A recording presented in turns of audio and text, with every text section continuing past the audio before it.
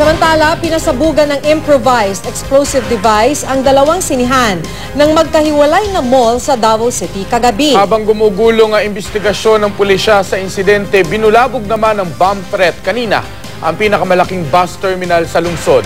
Makibalita tayo live kay Jan Bautista ng GMA Davao. Jan.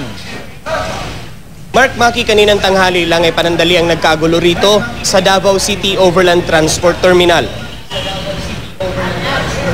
Nakatanggap umano ng tawag ang terminal na may bomba raw sa loob. Pero nang respondihan nito ng Talomo Police at Bomb Squad, negatibo naman ang nasabing report. Sa kabilang bahin, naka-heightened alert pa rin ngayon ang Davao City kasunod ng magkahiwalay na insidente ng pagpapasabog sa sinihan ng dalawang malalaking malls kagabi. Ipinag-utos na rin ni Mayor Rodrigo Duterte na paigtingin ang seguridad sa mga malls. Patuloy ngayon ang investigasyon ng Davao City Police sa pagsabog sa loob ng isang sinihan ng SM City Davao at isang sinihan ng Gaisano Mall. Gusto raw malaman ni Mayor Duterte ang motibo at pagkakakilanlan ng mga nasa likod ng magkasunod na pagpapasabog ng mga improvised explosive device. Pero sabi ni Duterte, nagpapahiwatig ng banta ng terorismo ang mga insidente. Ano ba ito?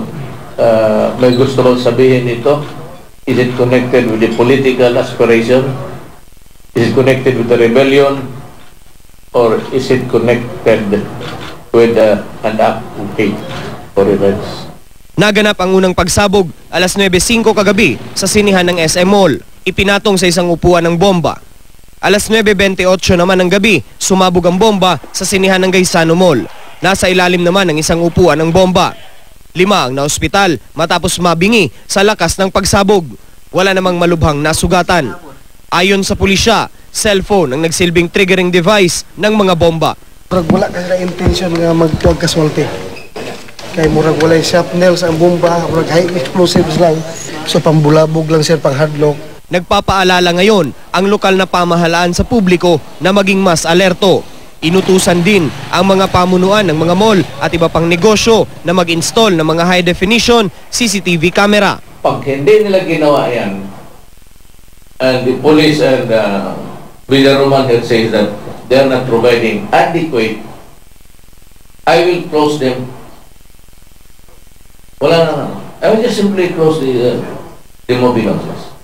Ayon sa pamunuan ng SM at Gaisano Mall, makikipagtulungan sila sa investigasyon ng mga otoridad.